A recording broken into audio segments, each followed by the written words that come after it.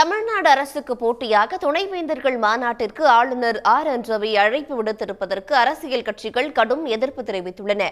ஆளுநரின் அழைப்பை துணைவேந்தர்கள் நிராகரிக்க வேண்டும் என பல்வேறு கட்சிகளின் தலைவர்களும் வலியுறுத்தியுள்ளனர். யாரும் சுய நினைவோடு இருக்கிறவங்க, நியாயமாக சிந்திக்க கூடியவங்க அதை நிச்சயமாக செய்ய மாட்டாங்க. இவ்வளோதான் சொல்ல முடியும்.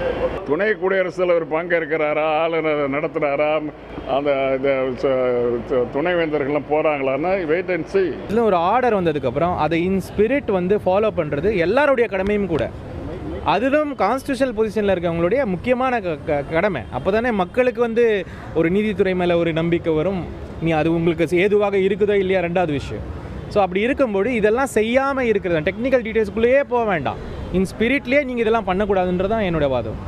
முறையாக நாடு என்ன பார்க்குதுன்னா, நீதித்துறை அவங்களுக்கு அகென்ஸ்டாக ஒரு ஆர்டர் போடும்போதும் நீதித்துறையும் அப்படி தான் சேலஞ்ச் பண்ணுறாங்க. அப்போ இவர்கள் மை வே ஆர் ஹைவே, நான் என்ன சொல்கிறேன்னா அதான் இந்த நாட்டில் நடக்கணுன்றதில் அந்த ஃபாசிச மைண்ட் செட்டில் கிளியராக இருக்காங்கன்றது தான் தெரியுது. அவர் 2 நாளைக்கு முன்னாடி நீதித்துறையை அப்பட்டமாக சேலஞ்ச் பண்ணிட்டு வராரு. அவரை நீங்கள் கூப்பிடுறதுக்கு ஒரு காரணம் உண்டு. இது எல்லாமே ஒரு பிளானாக நடக்கிற மாதிரி தான் எனக்கு தெரியுது. இதை நம்ம பார்க்க வேண்டிய விஷயம் என்னன்னா, இது நீதித்துறைக்கு இடப்பட்ட டைரக்ட் சேலஞ்ச். இது நீதித்துறை சுவமோட்டாவாக எடுத்து எதனா பண்ண போகிறாங்களா, இல்லை அப்படியே அதை கண்டுக்காமல் விட போகிறாங்கன்றதை நம்ம பார்க்க வேண்டிய ஒரு விஷயம். வேந்தரே இல்லாத ஒருவர் துணைவேந்தர்களை எப்படி கூட்ட முடியும்? ஆகவே சட்டத்திற்கு புறம்பான மாநாடு, உச்சநீதிமன்றத்தை அவமதிக்கக்கூடிய மாநாடு. இந்த மாநாட்டை நடத்தக்கூடாது, உடனடியாக ரத்து செய்ய வேண்டும். அதேபோல் குடியரசுத் துணைத் தலைவர் பங்கேற்கக்கூடாது.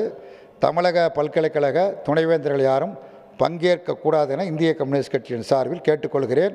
மீறி நடக்குமேயானால் அதற்குரிய விளைவுகளை சந்திக்க வேண்டி வரும் என்பதையும் எச்சரிக்க விரும்புகிறேன். இந்த துணைவேந்தர்கள் மாநாட்டைக்கான செலவை யார் செய்கிறா?